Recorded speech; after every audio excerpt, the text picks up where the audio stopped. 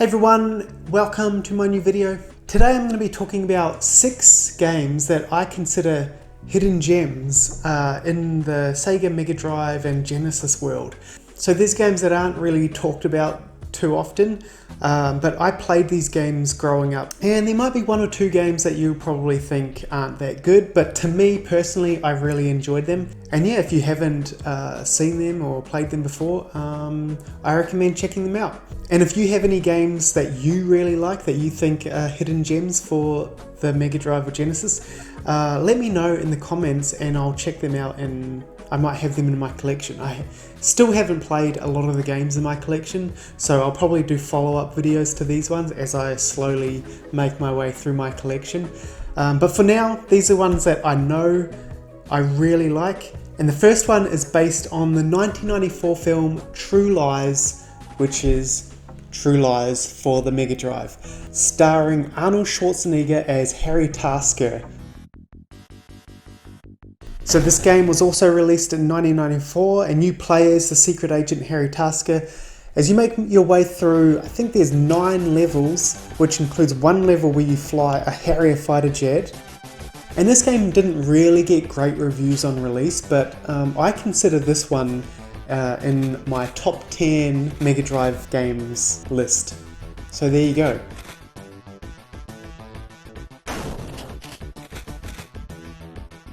And a fun fact, I believe Arnold Schwarzenegger is making a TV series which isn't True Lies, but it's very, very similar. A lot of fans of the True Lies film have wanted a sequel for a long time. But yeah, apparently there's going to be a TV series starring Arnold Schwarzenegger, same sort of premise, and yeah, I'm looking forward to it.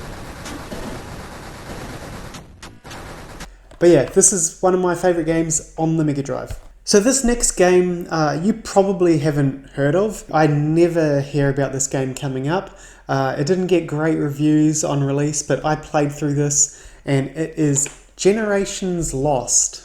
So this is also a 1994 game where you play as Minobe or Minobe as you search through the world to find out the history of your people. You explore jungles and temples while solving puzzles and strategically making your way through each stage. So this isn't a very difficult game. I have played through this a couple of times. It's one of the Mega Drive games that is possible to finish. As you know, a lot of games back in the 16-bit era are very, very tough to finish, and this is one that you can probably play through quite easily.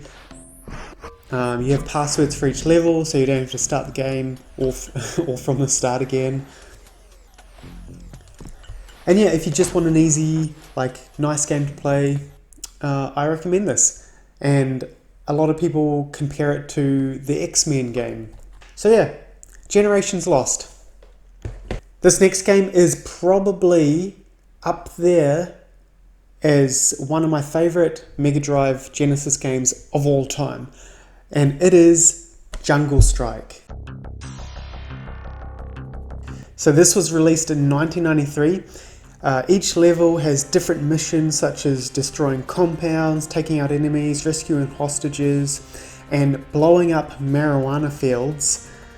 So in the original Desert Strike, which I also recommend, you only flew a helicopter. But in this one, you get to control more than just the helicopter. You can ride a motorbike, you can fly a fighter jet, and you can control a hovercraft. And some of the levels on this get very, very difficult.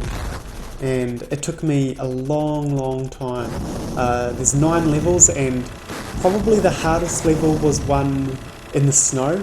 I always remember just not being able to get past it, and after many hours of playing, I finally finished it.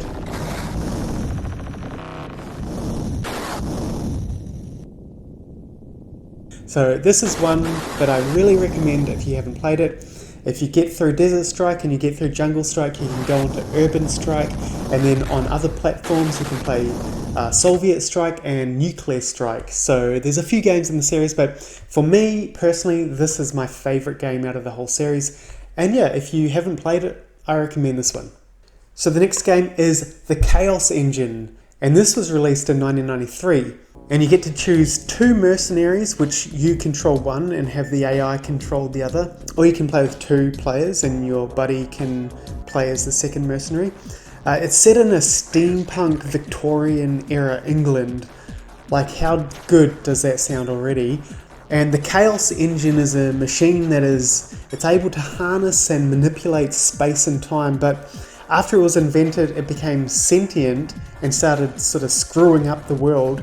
So your mission is to defeat the Chaos Engine and the creators of it while traversing through 4 different massive landscapes. And it also has RPG elements throughout it, which you can continue on throughout your entire playthrough. Like, you can finish your game and then you get a unique password which saves all of your RPG like power-ups and all of that sort of thing. So that's very cool, especially for a game this old, because back then there weren't a lot of games that would be able to do that.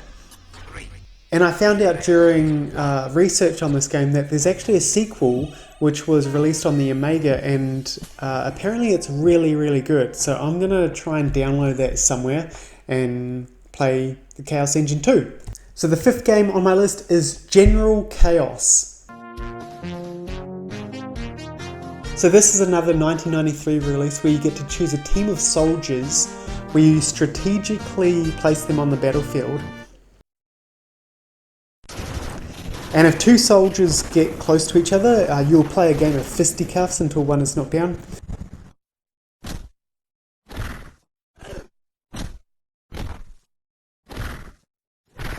Sometimes you can revive your soldiers with a medic, where other times they can be incinerated into nothing but bones. This is a really, really fun game that I spent a lot of time playing, and it has a lot of replayability. And yeah, if you haven't played this, I suggest you try it out because it's a lot of fun.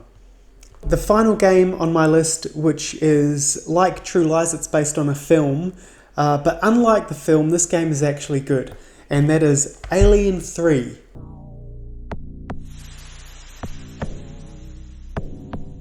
So my first memory playing this game or watching it was when I was very young, and my older brother and his friend were playing this on the Sega Master System. And I remember it used to scare me quite a bit, but later on I got the Mega Drive one and played a lot of this game.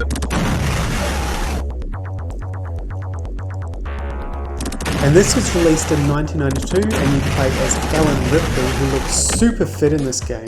Like, look at her. And this is a side-scrolling run and gun with great music, awesome weapons, and face huggers. And if you like this style of game, I recommend The Terminator and maybe Judge Dredd as well. I know Judge Dredd didn't get very good reviews, but I really enjoyed Judge Dredd, so check that one out as well. But yeah, Alien 3, if you haven't played it, I really recommend this one, and I don't think it gets talked about enough.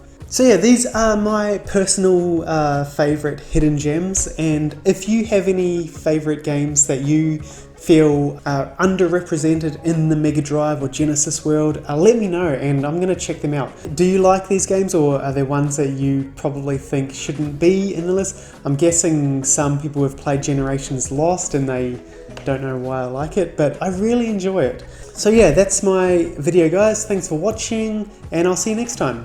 Bye.